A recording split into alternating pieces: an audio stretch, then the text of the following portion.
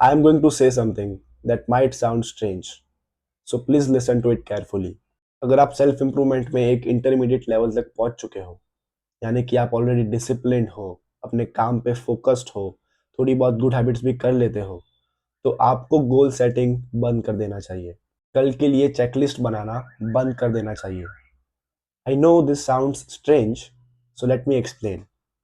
Goal setting एक बहुत ही powerful tool है, बट ओनली फॉर बिगिनर्स।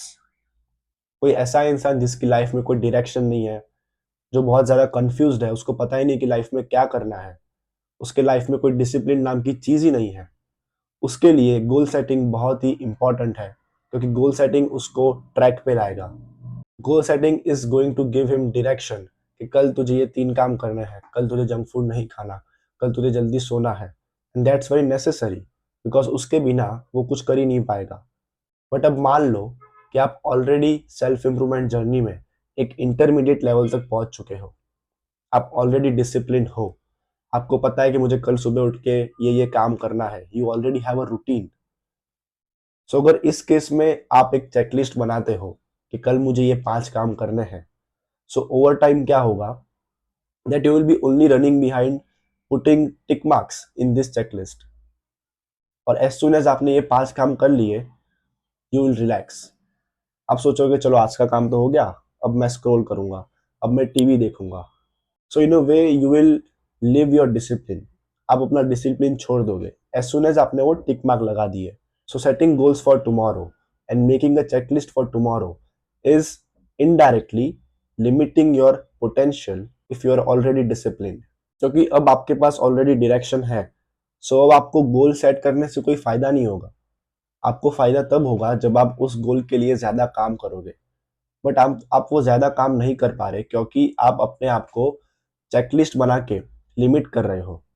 आपने डिसाइड किया कि मैं कल ये 5 काम करूंगा, सो वो 5 काम खत्म होते ही आप रिलैक्स करोगे, बट आपके पास अभी भी एनर्जी थी और काम करने की, बट आपके दिमाग को क्या मैसेज गया, 5 काम खत्म मतलब दिन खत्म, अब relax. Just imagine it this way, that every day you are putting a wall in front of you. You wake up and you start walking towards the wall. You touch the wall and you go back. Next day you wake up again, you start walking towards the wall, touch the wall and you come back. Your real potential lies on the other side of the wall. In order to access your real potential, you will have to break this wall. And so you need to stop setting goals for tomorrow. You need to stop making checklist for tomorrow. ध्यान में रखो कि मैं major goals की बात नहीं कर रहा, जैसे कि मुझे सॉफ्टवेयर इंजीनियर बनना है, मुझे बॉडी बिल्डिंग करनी है, मुझे अपना स्टार्टअप करना है। Not the major goals, I am talking about the micro goals जो आप एवरी डे कल के लिए सेट करते हो। आई am talking about the checklist जो आप रोज बनाते हो कि मुझे कल ये करना है, मुझे कल वो करना है। This thing is going to limit your potential over time. And मेरे साथ भी यही सेम चीज होती थी। आई यूज टू डिसाइड कि मैं कल ये 5-6 चीजें करूंगा, एंड रोज मैं वो कर लेता था आराम से, बिकॉज मैं अब बहुत टाइम से डिसिप्लिन हूँ। So it was easy for me and I use to get happy कि वाओ मैं तो रोज अपने गोल्स अचीव कर रहा हूँ। बट देन आई रियलाइज्ड कि व्हाट इफ ये चेकलिस्ट हो ही नहीं, व्हाट इफ मैं कल के लिए गोल्स ही सेट ना करूँ। मैं वैसे भी उतना काम तो करूंगा ही क्योंकि मैं इतने टाइम से डिसिप्लिन हूँ, बट एज अब मुझे कुछ लिमिट नहीं करेगा, मेरी लाइफ में कोई लिस्ट नहीं है, मैं काम करता ही रहूंगा, there will be no full stop. And that's exactly what happened, because मेरी लाइफ में ऑलरेडी डिसिप्लिन था, एक सिस्टम ऑलरेडी सेट था, I had a routine. So after a few days of me not setting goals and me not making a checklist, मैं ज्यादा काम करने लगा, because now there was nothing that could limit me, there was no wall in my life. मैं already discipline था, मैं already consistent था, but the checklist was limiting my potential. So ऐसा समझो कि आप एक कार हो और आपने अब एक एक्सप्रेसवे में एंट्री कर ली है। अब एक्सप्रेसवे में आपको डायरेक्शन नहीं बदलनी, आपको सीधा सीधा ही जाना है। अगर आप तेज गाड़ी चलाओगे तो आप डेस्टिनेशन तक जल्दी पहुंचोगे, अगर आप धीरे धीरे चलाओगे तो आप लेट पहुंचोगे।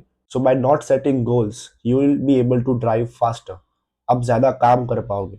और ये कॉन्सेप्ट बहुत ही क्लियरली एक्सप्लेन किया गया है in the book atomic habits by James clear. He says that winners and losers both have the same goals.